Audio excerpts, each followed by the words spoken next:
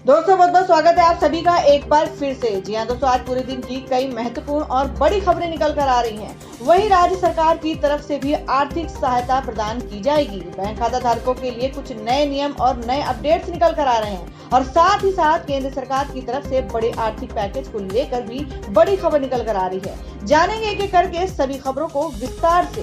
तो बिना समय गंवाए चलते हैं पहली बड़ी खबर की ओर।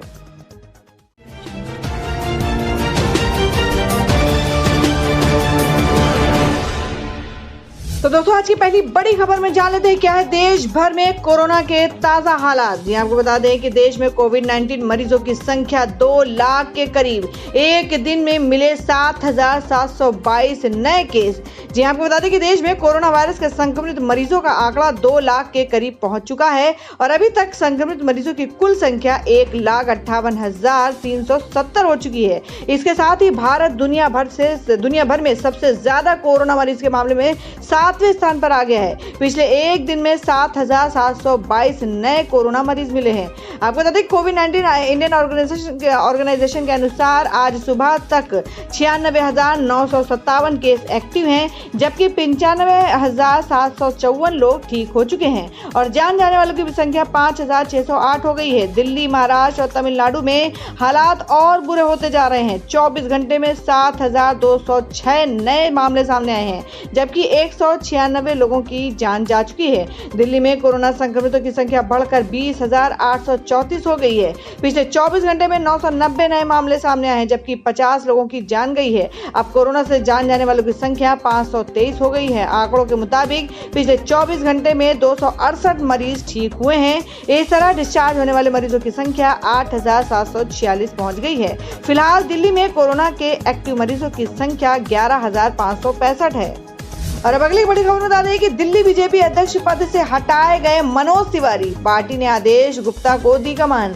जी आपको बता दें कि कोरोना महामारी के बीच भारतीय जनता पार्टी यानी बीजेपी ने बड़ा बदलाव किया है। दिल्ली बीजेपी अध्यक्ष पद से मनोज तिवारी को हटाकर आदेश कुमार गुप्ता को कमान सौंपी गई है। बीजेपी ने 2016 में मनोज तिवारी को प्रदेश अध्यक्ष बनाया था। इसी साल फरवरी महीने में हुए विधानसभा चुनाव में बीजेपी की एक बार फिर बुरी तरह से हार हुई थी। आम आदमी पार्टी ने चुनाव में 70 सीट में से 63 सीट पर जीत दर्ज की थी, जबकि बीजेपी के पाले में 7 सीटें गई हैं।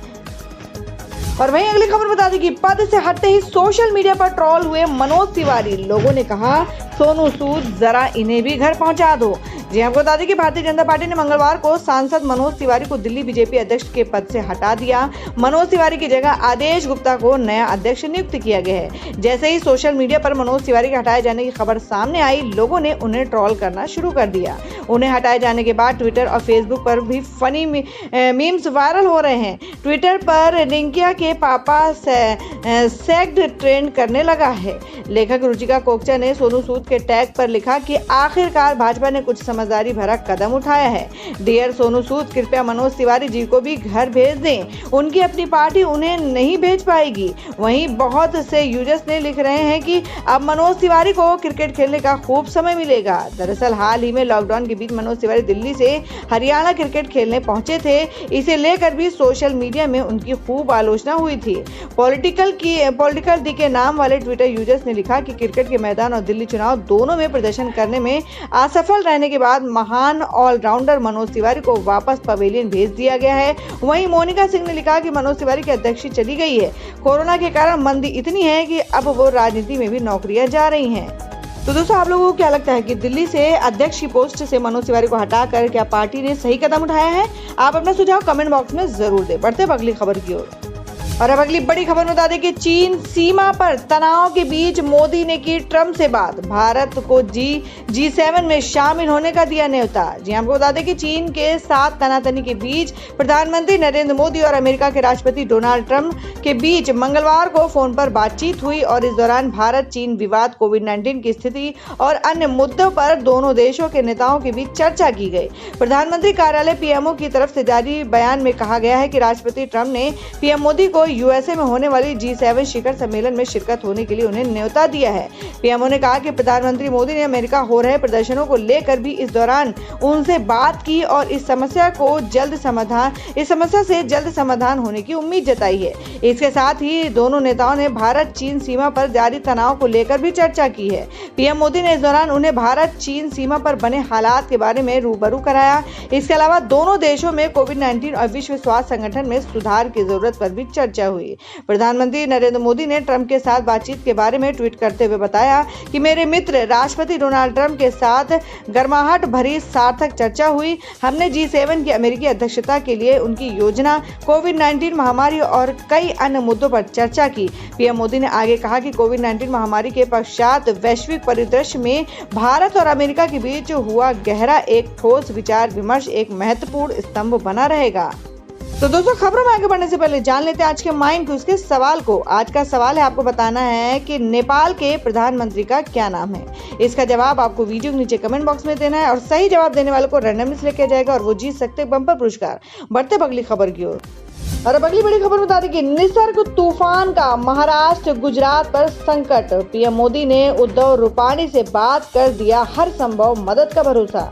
जी आपको बता दें, कोरोना वायरस संक्रमण के संकट के चलते पहले से ही बुरी तरह से जूझ रहे महाराष्ट्र और गुजरात में निसर्ग तूफान का खतरा बढ़ गया है। वहां पर मंगलवार की शाम को बारिश शुरू हो गई। ऐसा माना जा रहा है कि निसर्ग तूफान अलीबाग में बुधवार को पहुंच सकता है। मुंबई पुलिस ने धारा 144 लागू कर दी है ताकि लोगों को समुद्र के पास और अन्य तटवर्ती इलाकों में जाने से रोका जा सके। महाराष्ट्र के मुख्यमंत्री उद्धव ठाकरे ने राज्य के लोगों से पहले दिन अपने घरों से बाहर न जाने की अपील की है। महाराष्ट्र और गुजरात में निसर्ग तूफान के संकट के देखते हुए प्रधानमंत्री मोदी ने मुख्यमंत्री उद्धव ठाकरे और गुजरात के सीएम विजय रूपाणी से बात कर उन्हें हर संभव मदद देने का आश्वासन दिया है। और अब बता दें कि बिना आधार कार्ड नहीं कटेंगे बाल, तमिलनाडु सरकार का है आदेश। जी आपको बता दें कि देश में कोरोना मरीजों का आंकड़ा तेजी से बढ़ता जा रहा है। इस बीच लॉकडाउन में छूट का दायरा बढ़ गया है। 1 जून से तमिलनाडु में सैलून और ब्यूटी पार्लर खोल दिए गए हैं, लेकिन बाल कटवाने के लिए आधार कार्ड अनिवार्य होगा। तमिलनाडु सरकार ने सैलून के लिए SOP जारी कर दी है। आपको बता दें, तमिलनाडु सरकार की ओर से जारी SOP के मुताबिक अगर आप बाल कटवाना चाहते हैं तो आधार कार्ड दिखाना होगा। सैलून मालिक हर कस्टमर का नाम, पता, फोन नंबर और आधार कार्ड नंबर दर्ज करेंगे। अगर वह ऐसा नहीं करते हैं तो उनके खिलाफ कार्रवाई की जाएगी। तमिलनाडु सरकार के SOP के मुताबिक कोई भी सैलून 50% स्टाफ और 8 स्टाफ से ज्यादा नहीं रखेगा और सैलून में AC नहीं चलेंगे। सैलून में आने वाले लोगों के लिए मास्क अनिवार्य होगा और उन्हें पहले हाथ सैनिटाइज करना होगा। इसके बाद वह आरोग्य सेतु ऐप की डिटेल दिखाएंगे। सैलून मालिक कस्टमर को डिस्पोजेबल एप्रन और जूते के लिए कवर देंगे। अगर कस्टमर का बिल 1000 रुपये आता है तो उन्हें 150 रुपये डिस्पोजेबल एप्रन और फुट कवर का देना होगा। सैलून में आ रहे लोगों का कहना है कि 2 महीने के बाद सैलून खोलने से हम खुश हैं। हम सभी गाइडलाइन का पालन कर रहे हैं। गौरतलब है कि तमिलनाडु सरकार ने पहले ग्रामीण इलाकों में सैलून खोलने की इजाजत दी थी, लेकिन अब पूरे प्रदेश में सैलून और ब्यूटी पार्लर खोले जा रहे हैं। सैलून मालिकों से सोशल डिस्टेंसिंग का पालन करने के लिए कहा गया है। साथ ही नाई को हर वक्त मास्क और साफ सफाई बनाए रखने का आदेश भी दिया गया है। तो दोस्तों, खबर में आगे बढ़ने से पहले एक बार फिर से आपको याद दिला दें कि अगर आपने अभी तक हमारे वीडियो को लाइक नहीं किया तो जल्दी से वीडियो को लाइक कर दें, क्योंकि आपका एक लाइक हमारे लिए बहुत ही महत्वपूर्ण होता है। और अगर आप हमारे चैनल पर नए हैं तो चैनल को जरूर सब्सक्राइब कर लें और बेल के बटन को भी जरूर हिट कर दें। और हमारी पूरी न्यूज को जानने के लिए वीडियो को लास्ट तक जरूर देखें। बढ़ते अगली खबर की ओर। और अब अगली खबर बता दें कि यूपी में बनेगी फिल्म सिटी, ग्रामीण इलाकों में बनेंगे 100 लोगों के बैठने वाले टॉकीज। जी आपको बता दें कि अनलॉक 1 की व्यवस्था खुलते ही मुख्यमंत्री योगी आदित्यनाथ ने अर्थव्यवस्था को सुदृढ़ करने, पूंजी निवेश को बढ़ावा देने और रोजगार के नए अवसर तलाशने की मुहिम शुरू कर दी है। मुख्यमंत्री ने प्रदेश के ग्रामीण क्षेत्रों में 100 दशकों की क्षमता के सिनेमा हॉल के निर्माण की संभावनाओं पर भी विचार करते हुए कार्रवाई के निर्देश दिए हैं। उन्होंने कहा कि फिल्म सिटी की स्थापना के संबंध में भूमि का परीक्षण करा लिया जाए। उन्होंने कहा कि फिल्म निर्माण के मार्ग में आने वाले बाधाओं व समस्याओं को दृष्टिगत रखते हुए संशोधन किया जाए। और अब बताते कि राहुल गांधी ने कहा, संकट में लघु उद्योगों को पैसा नहीं देना अपराध, बंद होने की कगार पर 1/3 इंडस्ट्री। जी आपको बता दें कि कोरोना वायरस और देशव्यापी लॉकडाउन ने भारतीय उद्योग की कमर तोड़ दी है। एक सर्वे के मुताबिक सबसे ज्यादा प्रभावित छोटे और मध्यम उद्योग हैं। महामारी के चलते अब 3 में से 1 कारोबार बंद होने की कगार पर आ गया है। कांग्रेस सांसद राहुल गांधी ने अब इसी सर्वे का हवाला देते हुए मोदी सरकार पर निशाना साधा है। आपको बता दें मंगलवार को एक ट्वीट में उन्होंने कहा कि भारत में 11 करोड़ भारतीय लघु और मध्यम उद्योग MSME द्वारा नियोजित हैं। उनमें से 1/3 स्थायी रूप से बंद हो रहे हैं। गौरतलब है कि कोरोना वायरस के फैलाव को रोकने के लिए देश भर में 25 मार्च से ही लॉकडाउन लागू है। पिछले 2 महीने से अधिक समय से देशबंदी ने लघु कुटीर एवं मध्यम उद्योगों को बहुत नुकसान पहुंचाया है। All India manufacturers association AIMO के एक सर्वे के मुताबिक देश के 1/3 छोटे उद्योग अब बंद होने की कगार पर हैं। AIMO ने एक साथ 9 अन्य उद्योग निकायों के साथ ये सर्वे कराया था, जिसमें ये दावा किया गया है कि अब अनलॉक 1 में स्वनियोजित छोटे और मध्यम उद्योगों में वापसी का कोई आधार नजर नहीं आता।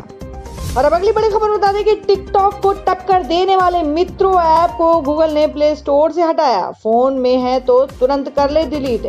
जी आपको बता दें कि भारत में famous video making social media app TikTok को टक्कर देने के लिए सुर्खियों में आया मित्रों ऐप अब गूगल प्ले स्टोर से हटा दिया गया है। कई लोगों में ये धारणा है कि ये एक भारतीय ऐप है, तो जानकारी के लिए बता दें कि मित्रों ऐप को एक पाकिस्तानी डेवलपर द्वारा तैयार किया गया था। गूगल प्ले स्टोर से ऐप को हटाए जाने से पीछे नियमों का उल्लंघन बताया जा रहा है। आपको बता दें प्राप्त जानकारी के मुताबिक ऐप को गूगल ने खुद ही अपने प्ले स्टोर से हटाया है। टिकटॉक के प्रतिद्वंदियों में से एक मित्रों ऐप ने गूगल के स्पैम और न्यूनतम कार्यक्षमता नीति का उल्लंघन किया था, जिसके चलते अब उसे ऐप लिस्ट से हटा दिया गया है। जैसा कि गूगल की गाइडलाइन में स्पष्ट बताया गया है कि कोई भी ऐप किसी दूसरे ऐप की नकल नहीं कर सकता। बिना कोई मूल परिवर्तन किए या दूसरे के वैल्यू को कॉपी करना गूगल नियमों के उल्लंघन में आता है। गूगल ने कहा कि हम उन ऐप्स की अनुमति नहीं देते हैं जो गूगल प्ले स्टोर पर पहले से ही मौजूद एप्लीकेशन को कॉपी करते हैं। गाइडलाइन में कहा गया है कि ऐप को किसी अन्य ऐप से अलग अद्वितीय सामग्री या सेवाओं के निर्माण के माध्यम से उपयोगकर्ताओं को मूल्य प्रदान करना चाहिए। इसके अलावा एप्लीकेशन को बुनियादी कार्यक्षमता और एक सम्मानजनक उपयोगकर्ता अनुभव प्रदान करना चाहिए। और अब अगली खबर बता दें कि फिल्म सीरियल को शूटिंग की मिली इजाजत। किस हक और अंतरंग दृश्यों पर प्रतिबंध, खुद करे मेकअप, घर से लेकर आए खाना। ये आपको बता दें कि लॉकडाउन की वजह से पिछले कई महीनों से फिल्मों और सीरियल की शूटिंग बंद थी, लेकिन अब महाराष्ट्र सरकार ने कुछ नियम व शर्तों के साथ शूटिंग की इजाजत दे दी है। सरकार की ओर से इस बाबत तमाम प्रोड्यूसर के लिए एक गाइडलाइन जारी की गई है, जिसमें किन शर्तों के साथ फिल्मों की शूटिंग की इजाजत दी गई है इसकी जानकारी दी गई है। 16 पेज की इस गाइडलाइन में उन इलाकों में शूटिंग की इजाजत दी गई है जो कंटेनमेंट जोन में नहीं आते हैं, लेकिन सरकार ने जो गाइडलाइन जारी की है उसका सीधा असर आने वाली फिल्मों और सीरियल पर देखने को मिलेगा। फिल्म व टीवी प्रोडक्शन की शूटिंग 33% लोगों के साथ ही की जा सकती है। हालांकि इसमें मुख्य कास्ट शामिल नहीं होंगे। हर किसी के पास ID कार्ड होना चाहिए। उनके फोन में आरोग्य सेतु ऐप होना चाहिए। शूटिंग के दौरान डॉक्टर्स नर्स का होना अनिवार्य है ताकि वह क्रू व कास्ट के लोगों का तापमान चेक करते रहें। किसी भी गर्भवती महिला, 65 वर्ष से अधिक उम्र के लोगों को सेट पर आने की अनुमति नहीं होगी। दर्शकों को भी शूटिंग स्थल पर इकट्ठा होने पर पाबंदी होगी। सरकार की ओर से कहा गया है कि शूटिंग पर आने के लिए हर किसी के लिए एक निश्चित समय तय किया जाए। कास्टिंग डायरेक्टर को कास्टिंग ऑनलाइन करनी होगी। साथ ही कहा गया है कि जब शूटिंग के लिए परिवार को कास्ट करना हो तो असल अभिनेता के माता पिता को वरीयता देनी होगी ताकि लोगों का एक दूसरे से संपर्क सीमित लोगों के ही बीच रहे। शूटिंग को एक निश्चित जगह पर गेटेड लोकेशन पर किया जाएगा। इस दौरान क्रू मेंबर्स के बीच 6 फीट की दूरी अनिवार्य रहेगी। सभी को मास्क पहनना होगा। सभी दरवाजों और गेट पर सिक्योरिटी गार्ड तैनात होंगे ताकि इनके हैंडल को कम से कम लोग छुएं। तो दोस्तों अगली बड़ी खबर में जान लेते क्या है देश भर में मौसम के ताजा हालात। यहाँ बता दें कि दिल्ली, यूपी और हरियाणा में अगले कुछ घंटों में आंधी और बारिश का है अनुमान। जी हम बात करेंगे भारतीय मौसम विभाग IMD ने अगले 2 घंटे में दिल्ली, हरियाणा और उत्तर प्रदेश में आंधी और बारिश का अनुमान जताया है। मौसम विभाग के अनुसार अगले 2 घंटे के दौरान हरियाणा के करनाल, सोनीपत और पानीपत के अलावा उत्तर प्रदेश के शामली, बागपत, गाजियाबाद, मोदीनगर, मेरठ और दिल्ली के कई स्थानों पर बारिश होने की संभावना है। इस दौरान 20 से 40 किलोमीटर प्रति घंटे की गति से आंधी चलेगी। जानकारी के अनुसार संत रविदास नगर, मिर्जापुर, वाराणसी, सोनभद्र, चंदौली, गाजीपुर, ललितपुर, झांसी, महोबा, सहारनपुर और शामली के कुछ स्थानों पर अगले कुछ घंटों के दौरान गरज के साथ बादल की भरी बारिश और धूल भरी आंधी चलने की संभावना है। लखनऊ स्थित मौसम विज्ञान केंद्र के हवाले से समाचार एजेंसी ANI ने जानकारी दी है। तो दोस्तों ये थी अब तक की सभी बड़ी खबरों की अपडेट्स। टुडे ब्रेकिंग न्यूज और लेटेस्ट खबरों को देखने के लिए हमारे चैनल ऑसम ज्ञान हिंदी न्यूज चैनल से जुड़े रहिए और हमारे वीडियो को लाइक शेयर जरूर करते हैं अपने दोस्तों और रिलेटिव्स के साथ। तो दोस्तों फिर मिलेंगे काम की खबरों और सरकारी योजनाओं की एक और नई वीडियो के साथ। तब तक के लिए धन्यवाद दोस्तों।